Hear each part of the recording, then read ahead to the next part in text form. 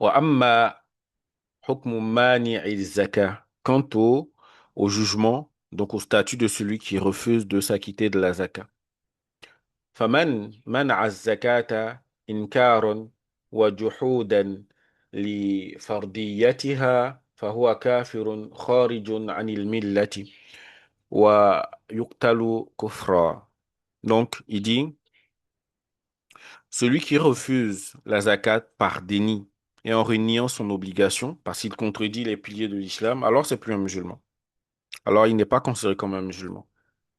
Et donc, si ce dernier-là, il est dans un pays qui est où on applique les lois de l'islam, il sera jugé. Il sera jugé puis châtié par rapport à cela.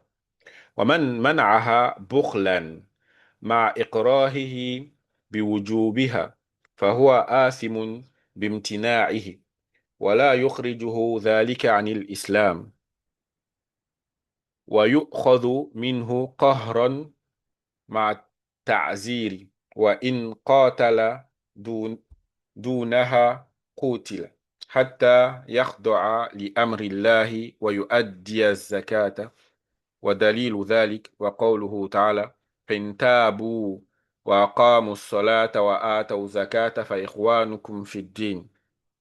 Quant à celui qui refuse par avarice, tout en reconnaissant que c'est une obligation, c'est un pécheur.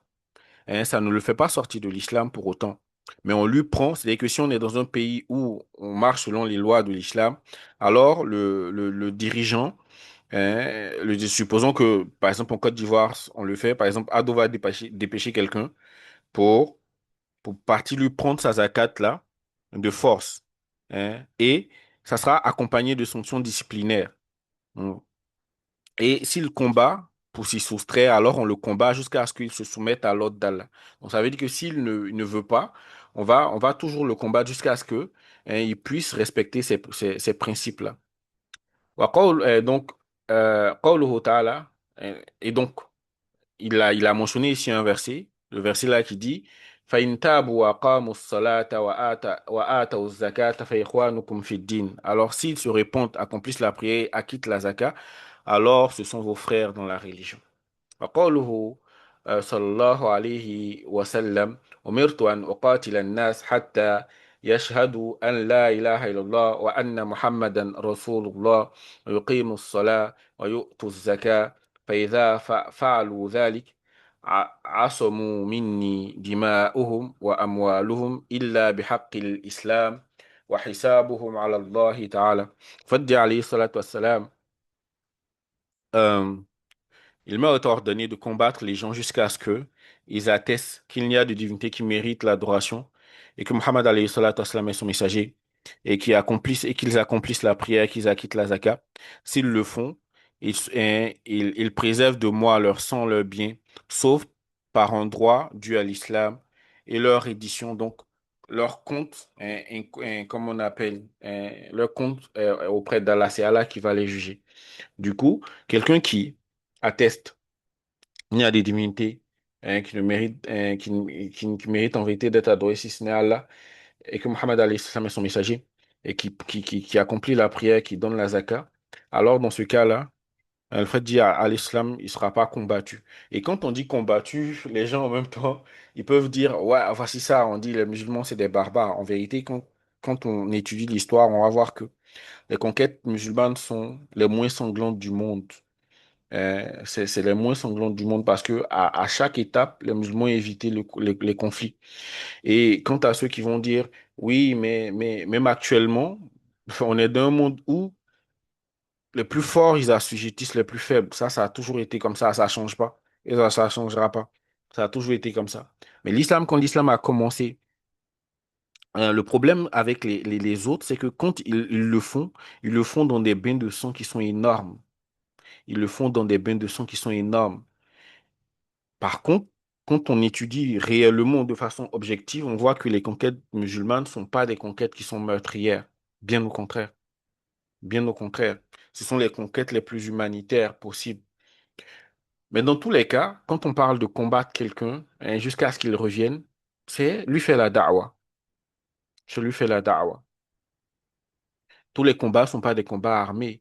Les combats, ça peut être des combats des verbes. On va partir vers la personne, discuter avec la personne, pousser cette personne-là à pouvoir venir à l'islam. Donc, c'est que le combat sera à différents niveaux.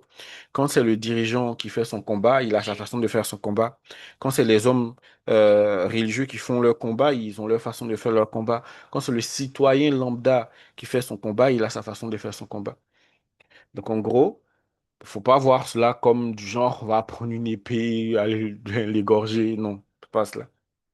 N'a rien à voir. Hein. Le combat dont il est question ici, là, inciter les gens, leur faire la da'wah. Et donc, ça se fait à différents niveaux et ça se fait de différentes manières en fonction de notre position, de nos capacités, et ainsi de suite, ainsi de suite. Donc, et on termine avec cette partie-là. ويقول هذا الكلام أئمتنا الأعلام ومنهم الخليفة الراشد أبو بكر الصديق في قتال مانعي الزكاة والله لو منعوني عناقا وهو الأنثى من ولد المعز كانوا يؤدونها إلى رسول الله صلى الله عليه وآله وسلم لقاتل لقاتلتموهم عليها متفق عليه. Donc, il termine avec cette petite partie-là. Il dit, ce propos a été tenu par nos éminents savants, parmi eux le calife bien guidé, Abu Bakr as-Siddiq, qu'Allah l'agrée, au sujet du combat, donc de combattre celui qui refuse hein, de donner la zakat, parce que quand le prêtre est décédé, et que, puisque j'avais dit précédemment que le fait Al-Sam dépêchait des gens, il y avait des gens qui étaient qui géraient en fait la collecte et la redistribution de la zakat. Et quand le fait est décédé, il y a certains parmi les musulmans qui ne voulaient pas donner la zakat lorsque c'est Abu Bakr qui a pris le pouvoir. Du coup, Abu Bakr a dit, par Allah, s'il me refusait ne serait-ce qu'un jeune chevreau, hein, qu'il versait au messager d'Allah, alors je les combattrai pour cela. C'est-à-dire qu'il allait les inciter à la force pour donner. Parce que à la mort du prophète, alayhi salatu wassalam, il y a des gens qui ont voulu ne plus donner la zakat. Il y a des gens qui ont voulu ne plus pratiquer certains rites de l'islam. Et par rapport à la zakat, hein, et c'est ce que Abu Bakr a dit, pour montrer que normalement, si on est dans une contrée où on applique les lois de l'islam, le dirigeant de l'islam alors va dépêcher les gens, même s'il dépêche, il va dépêcher les gens pour contraindre ceux qui ne veulent pas donner à donner la zakat, hein, il va le faire.